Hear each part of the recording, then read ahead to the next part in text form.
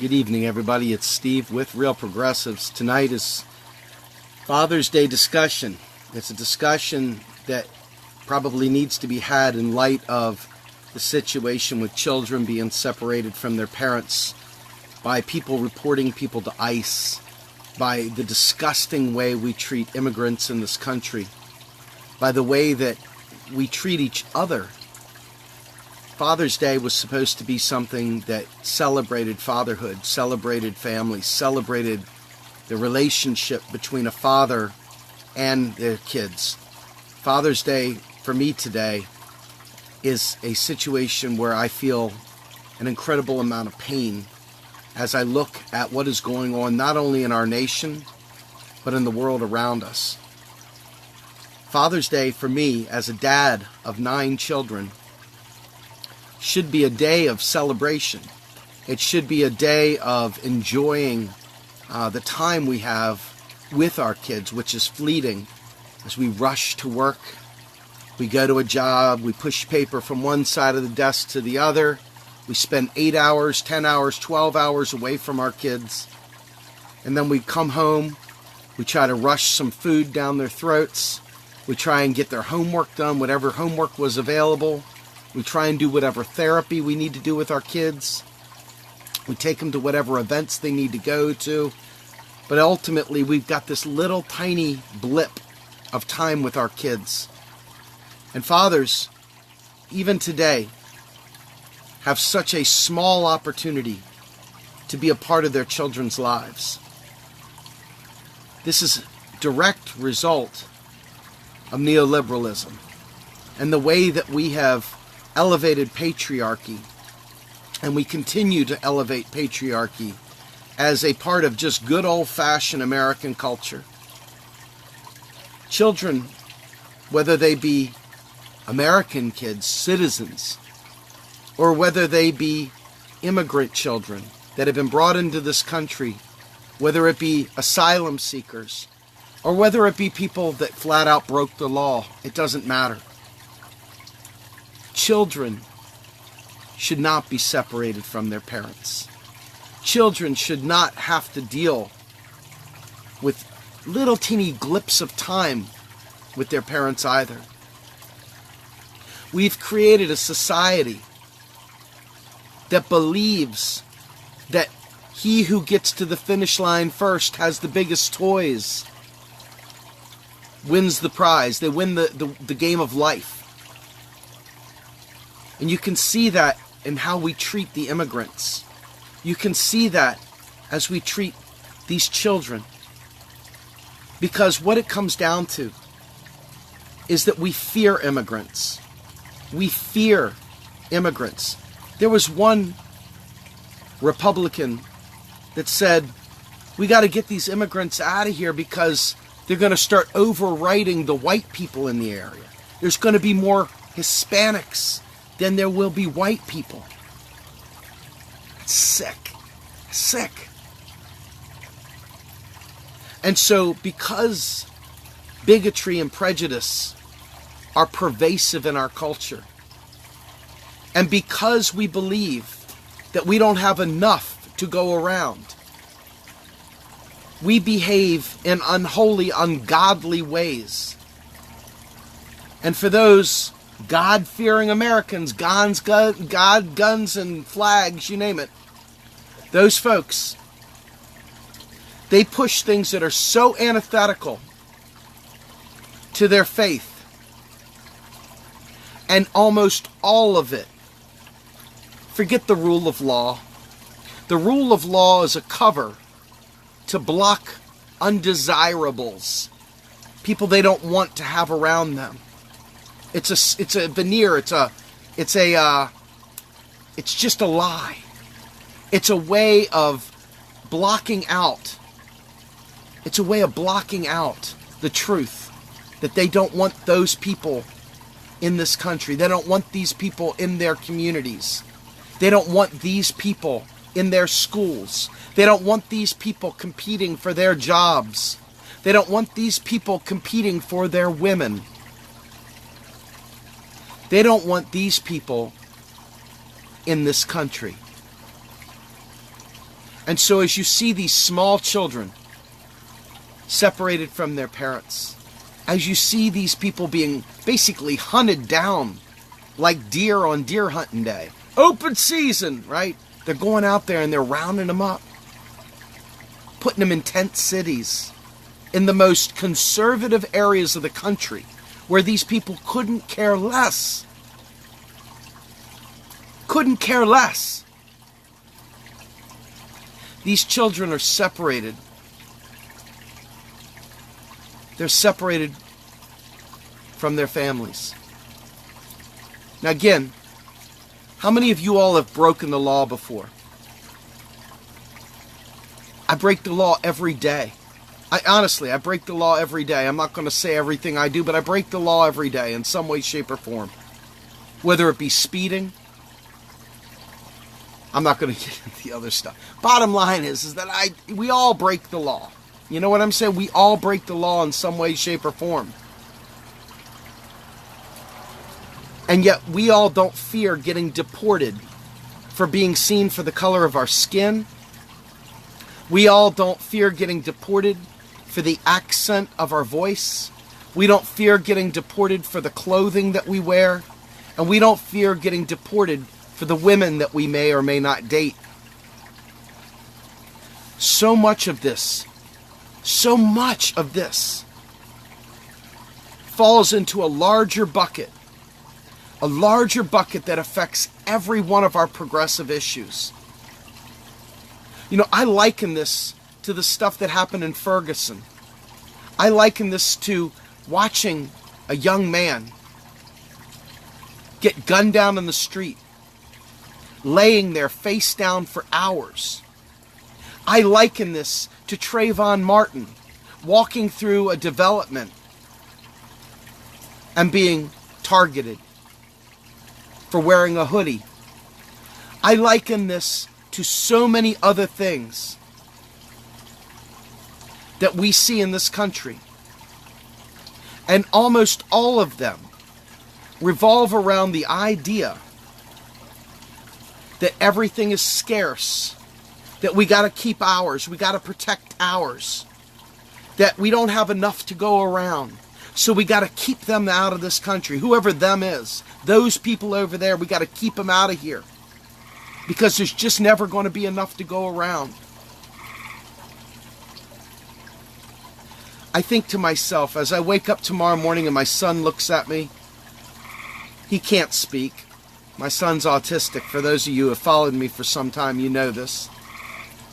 But I look at my son, he's going to look at me and he's going to give me a big hug. And I'm going to give him a big hug. And there's no fear of us being deported. There's no fear. How many of you all have lost a job and worried about someone coming to foreclose on your house? How many of you have not been able to pay your car payment and worried that the guy was going to come with a flatbed and tow your car away and repossess it?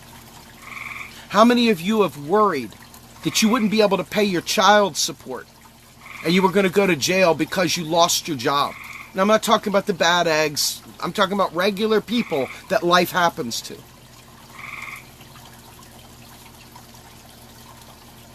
How many of you are petrified that your car might break down and you won't have enough money to get it fixed? How many of you look and see that there just aren't that many good jobs around? Think about what I'm saying here. There is a fear, there's a subtle fear that underlines every one of our lives in some way, shape, or form. It's like right below the surface. You can't quite put your finger on it. You just know that there's something to be afraid of. Something is not secure. Something is very insecure. You're afraid where your next check's going to come from. You're afraid where your next meal's going to come from. You're afraid that you don't have enough money to go to the doctor. You're afraid. When I look at this and I see immigrants come to this country thinking they're going to find a better way of life, I think to myself, you've been watching too much TV, my friend. You've been watching too much TV. Because even when it's good in America, it ain't that good. Because they've rigged the system in such a way that credit collectors are coming after you, that the IRS is coming after you, that somebody else is coming after you, that there's a cop hidden behind a tree waiting to pop you for going 5 miles over the speed limit, that there's somebody waiting for you to see if your tags are alive or your inspection's up to date, or whether or not you jaywalked, or whether or not you sat there and gave somebody the stink eye, or whether you were filming a cop beating the shit out of somebody, or whether you were doing anything. There is this fear. There is this fear that undergirds everything. Whether the food you're eating is healthy, whether the food you're eating is in any way, shape, or form actually food. What happens? And so all that fear is there without one immigrant being in this country. No immigrants, and that fear is still there.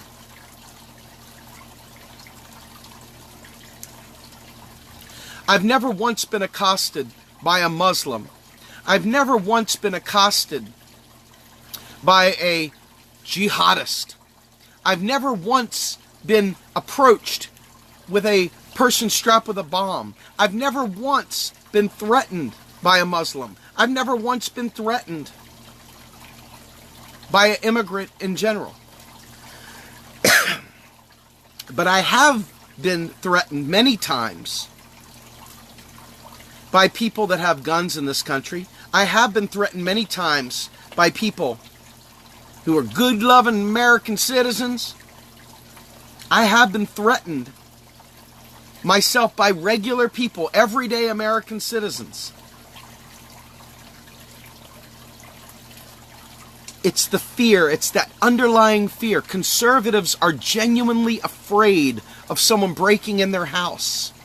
Conservatives are genuinely afraid that somehow or another the Muslims are going to come over here and blow the world up.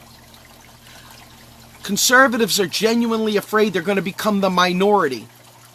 They're afraid that you're going to somehow or another out-reproduce them and that they are no longer going to have standing.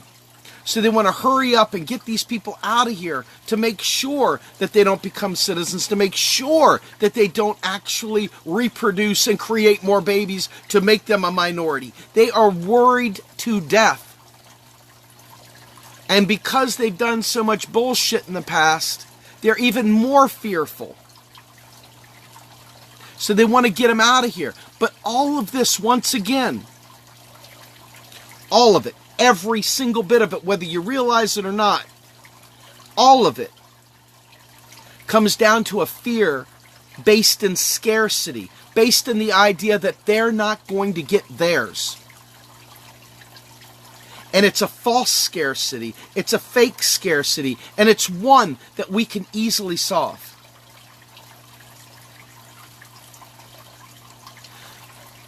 I look at this and I say to myself, every single progressive issue that we fight for,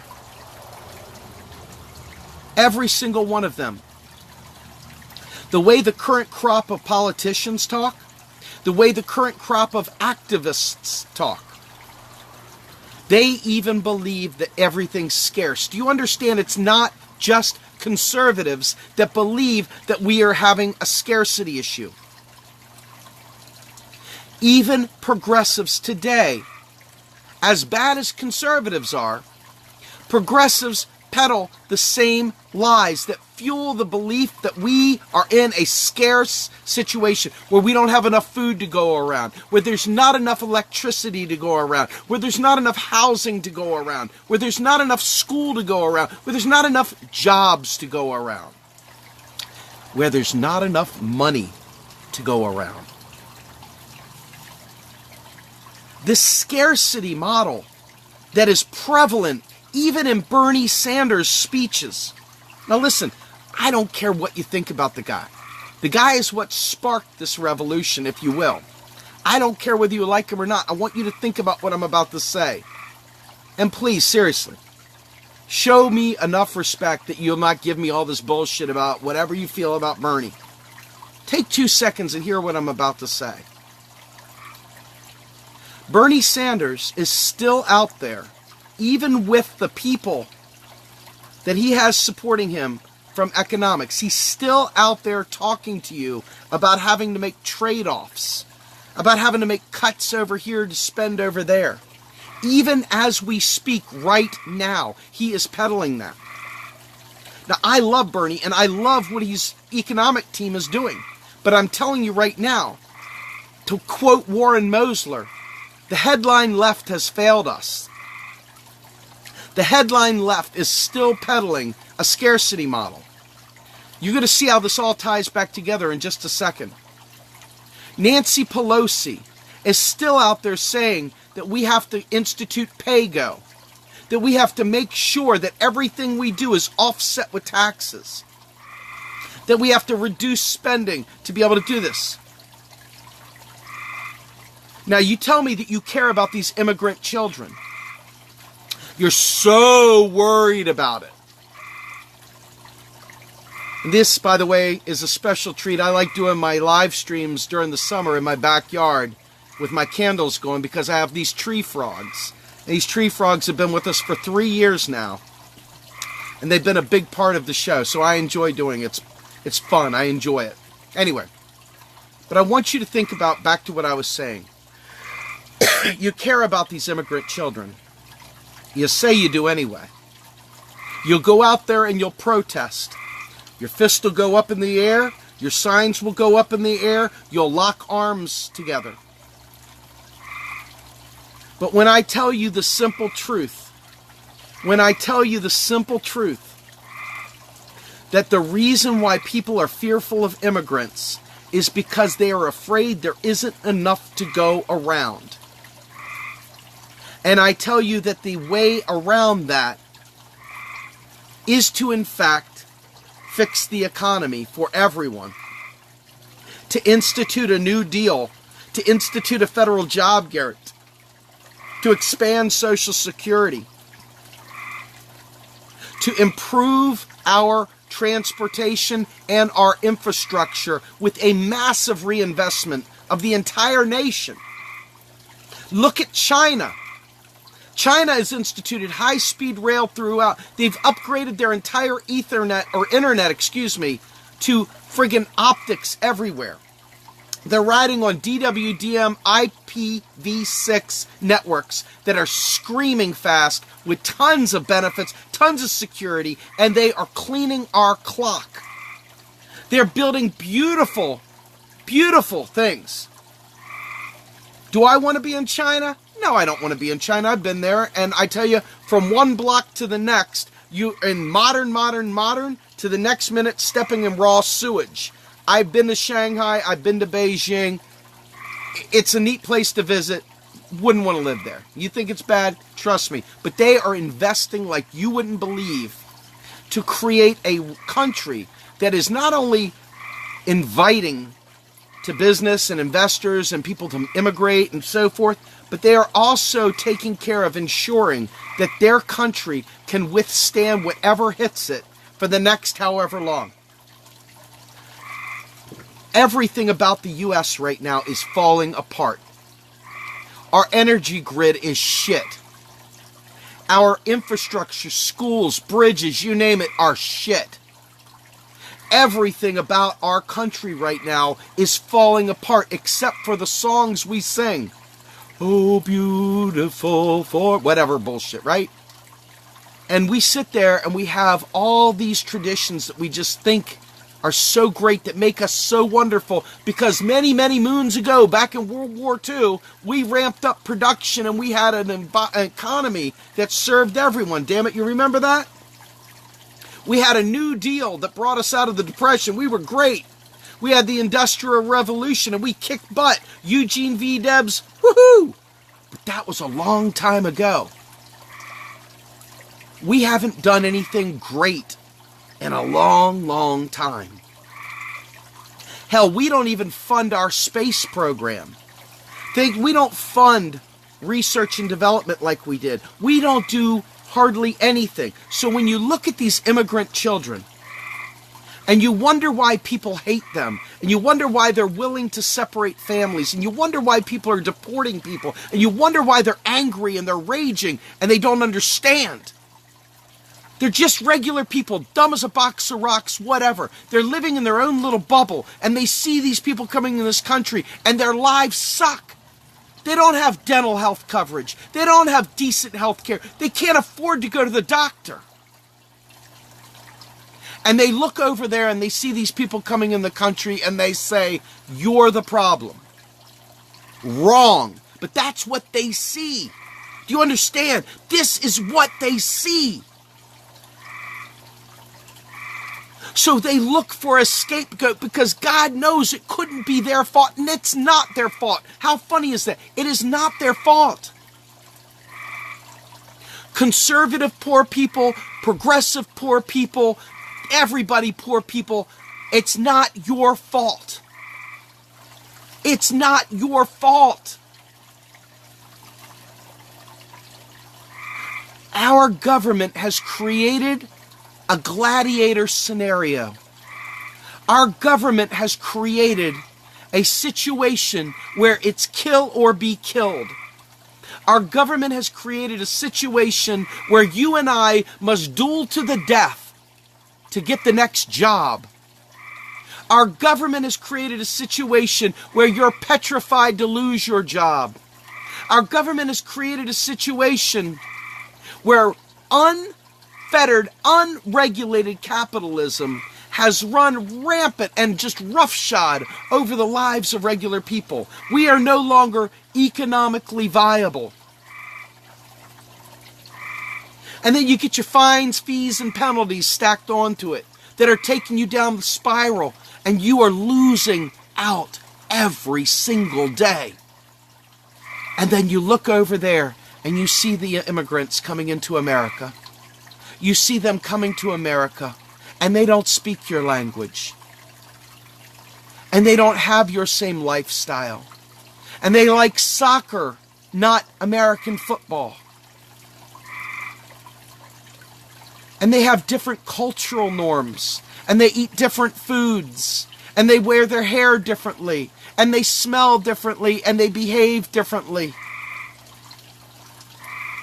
But they're human beings. And the reason why they are in the crosshairs. Because think about it. Everybody likes watching National Geographic. Everybody likes a good documentary. Everybody wants to save the world. Everybody wants to feed Africa. You know, food for Africa, you name it. Everybody wants to give, donate to these causes. They want to go on a mission to Costa Rica. They want to go on a mission to friggin' the Sahara. They want to go on a mission to the Middle East. They want to stop the Yemenis from starving and from being bombed. But the minute you tell them that the Yemenis are going to be coming to the U.S. and living in their backyard, they're like, whoa, whoa, whoa. That's a bridge too far, homie. That's a bridge too far. I can't get with that. And it's because in this country, it's a race to see who's going to get the most toys for the wealthy. And for the people that don't have any, it's a race for survival against each other. They've pit the littles against one another. And they've created a situation where there's no way you're going to have enough jobs. If we automate fast food, where are the jobs going to go? Automation's going to take all the jobs away. Neoliberalism is a fucking killer. Neoliberalism is a killer. And it is the cause and it is the effect that brings about so much bigotry in this nation. So much bigotry in this nation. So much evil is perpetuated in the name of neoliberalism. And it's not just in the United States, folks. It's all around the world. But here in this country, we got this thing called American exceptionalism. And it's based on the Battle of Normandy. It's based on us storming into Germany and saving the world from collapse. It's based on us being the world police for the last however long. Okay, point being,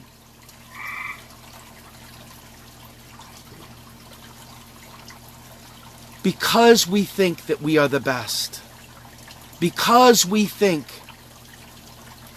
that we are the ones entitled. When people come to this country, we're afraid they're taking our lunch. They're afraid they're taking our wives, our kids, our fun, our baseball, our sports, our everything. And the reality is that we can afford to do great things.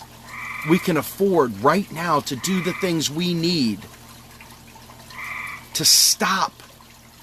It's not just good enough to go out there and lock arms and go out there and yell and scream in the streets and tell them, hey, stop deporting these people, or hey, stop, separating kids from their families. That's a Band-Aid. You're yelling, you're screaming, you want change. You're just putting a Band-Aid. You're just putting a Band-Aid. We need to pass comprehensive legislation. And you say to me, I know, Steve, but the Congress is bought off. We don't have fair elections. How do we do this, Steve?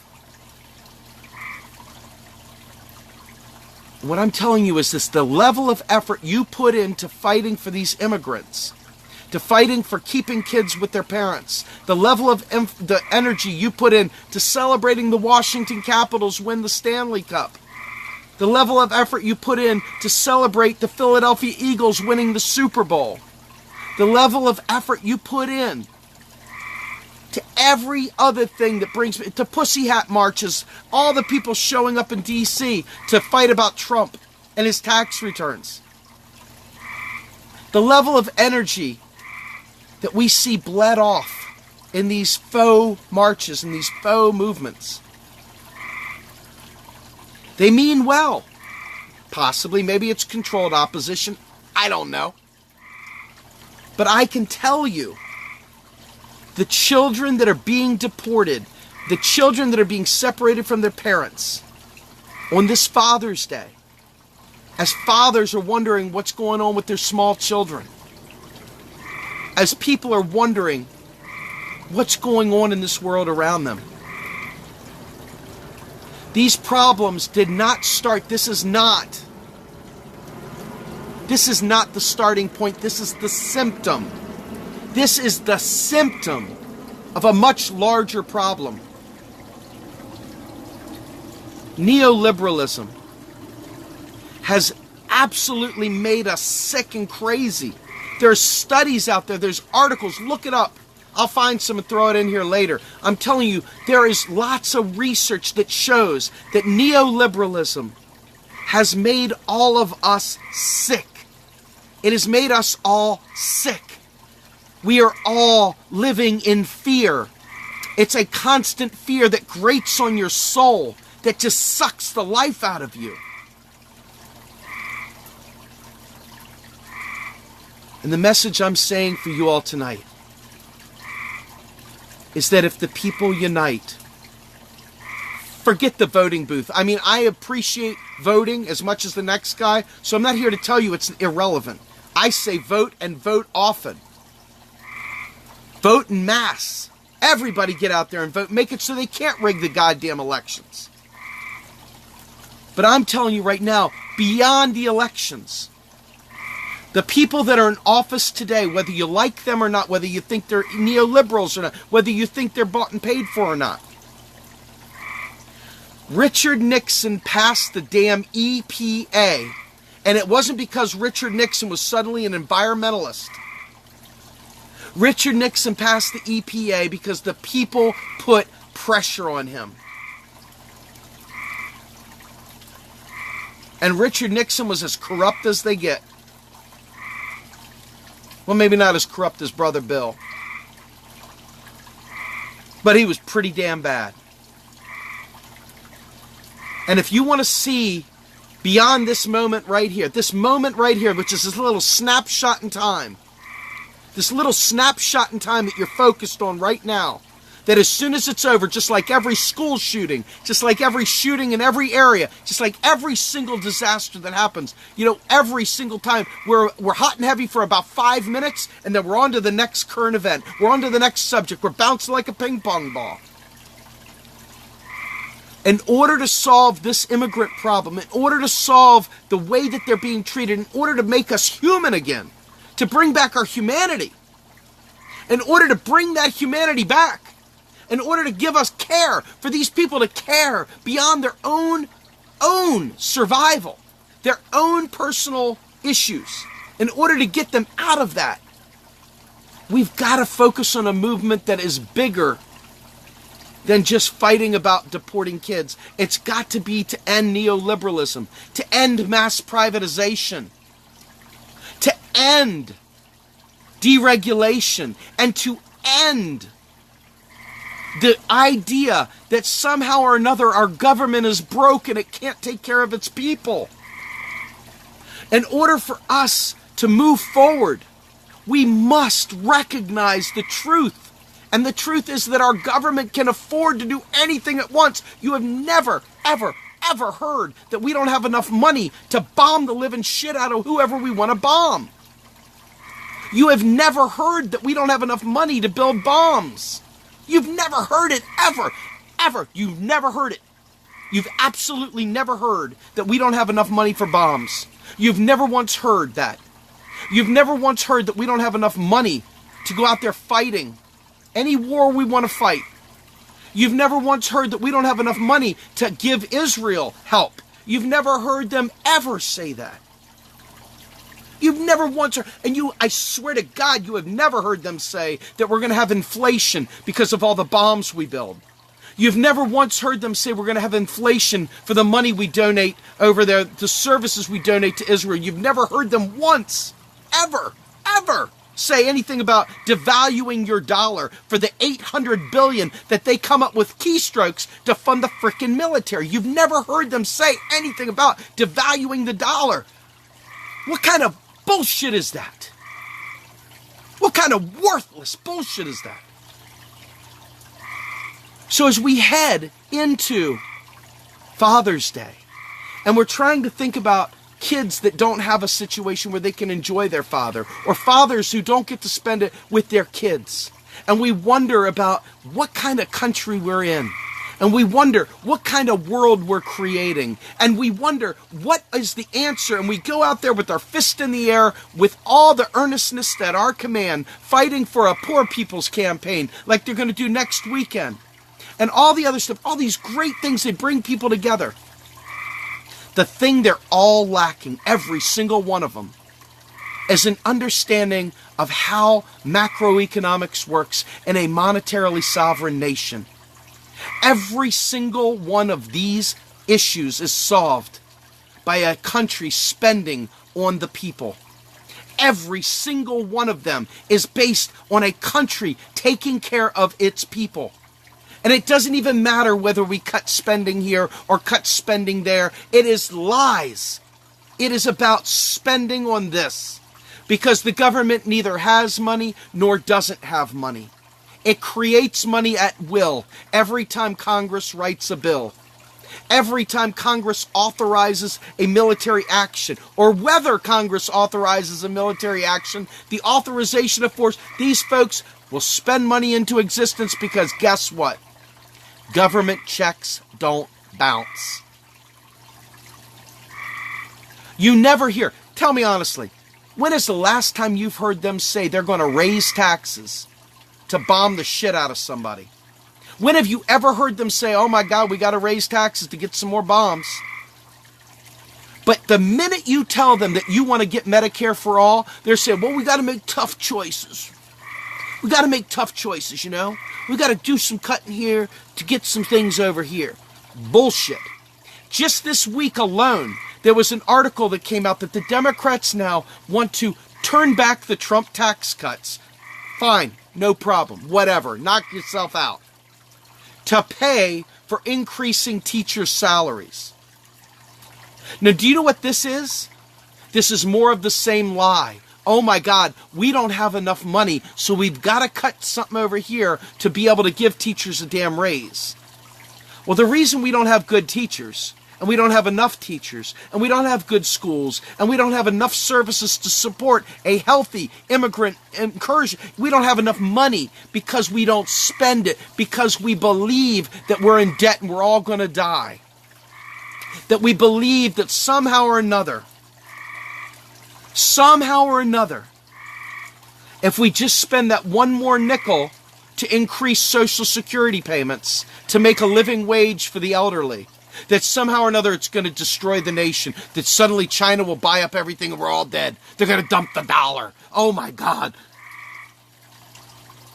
This is the stuff. These are the lies they infect you with. They burn it into your brain and you act as if. And those poor immigrant kids are a direct result of this stupidity, this mass idiocy that has overtaken our nation, that is told in the mainstream media, is told by every single politician, and is told by every activist, because activists don't want to shake the apple cart because they're supporting their favorite politician. This is divisive. This is divisive. It's not good.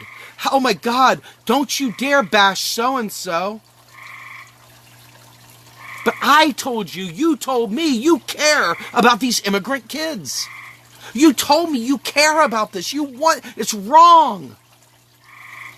It's wrong. And you raise your fist to the sky and you shout, by the gods, Loki, be gone. And you sit there and you tell me that you care so much. But then when I explain that the root cause of the problem goes deeper than you want to go, it requires understanding that the nation isn't broke, that we don't need balanced budgets, and the debt is a lie. It requires you understand that so they don't use it anymore to keep us at each other's throats. Do you understand that our rage and our anger and hatred for one another is directly resulting from all the lies we've been fed for years and years and years? Do you know that the government, because of monetary policy, which has very negligible effects on the overall economy, monetary policy really is setting bank rates, in other words, interest rates that we borrow from?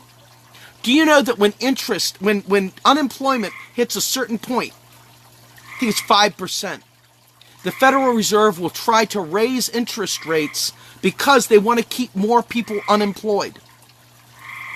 This is the sickness of neoliberalism. It's not the Fed, it's neoliberalism infecting the Fed. It's not our government, it's neoliberalism infecting our government. Do you understand? It's not the structures, it's the goddamn ideology. It is the pervasive lie that infects everything that we do. It is infecting every aspect of our lives. It is the reason you can't go on vacation with your family. It's the reason you can't coach your kids' t-ball team. It's the reason that you've got to worry and look over your shoulder to make sure you're on time by the minute. It's the reason every single part of your life is walking on eggshells, because you're afraid to upset the apple cart. You're afraid to go to jail. You're afraid for something. And damn it, you're going to blame the immigrants.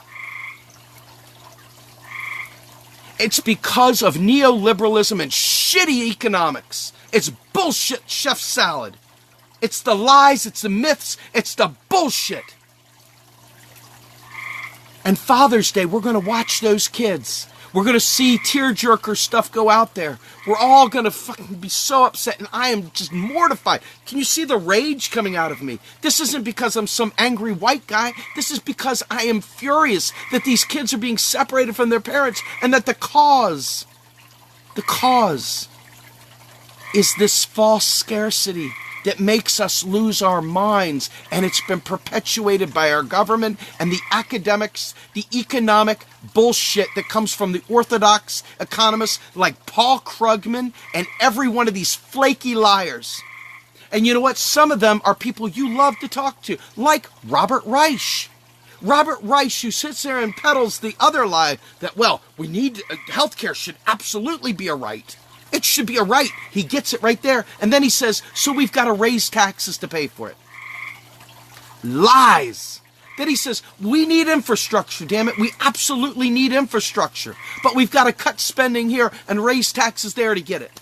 Lies. This is why the right wing comes in there and says, you know, the only problem with socialism is eventually you run out of other people's money. You know that lie? Well, it's true with the way you say it, with the lies, the bullshit, the piss poor economics, this fraudulent lie that the orthodoxy has pushed on you. This lie is why you believe you've got to cut spending here to raise taxes there to pay for things that we need today. And why those kids are going to get deported and separated from their families because we're scared there isn't going to be enough. We have a money famine, and it's a fake famine. It's a scarcity model that they've created to keep people at the bottom so those yucks can feel like they're living large and they're only in a trailer. They're freaking barely making it by. They're scraping by. Their teeth are rotting out of their mouth, but damn it, they're not homeless. And they can look down on them and feel an inch better, and that's exactly what neoliberalism does. Everybody's looking for that person one step below them.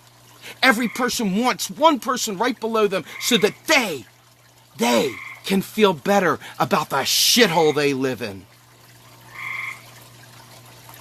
And that, my friends, is why these children are going to be separated from their parents. That is why we're deathly afraid of these poor Mexicans coming to this country for a better way of life. This is why we're petrified that they're taking our jobs, because damn it, we don't have a federal job guarantee.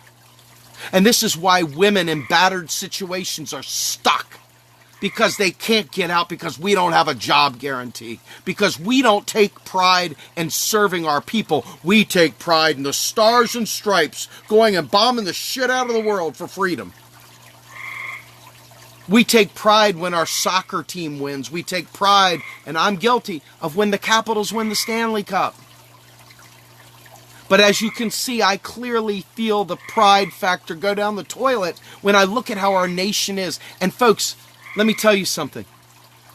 The things I'm talking about are not because I'm some guru. I'm a dude, man. I'm just another dude. I have an MBA. That in a bag of chips gives you a fucking $127,000 in student debt.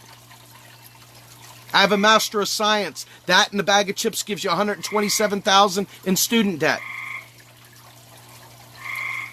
What it doesn't do is make me an academic. It doesn't make me the expert.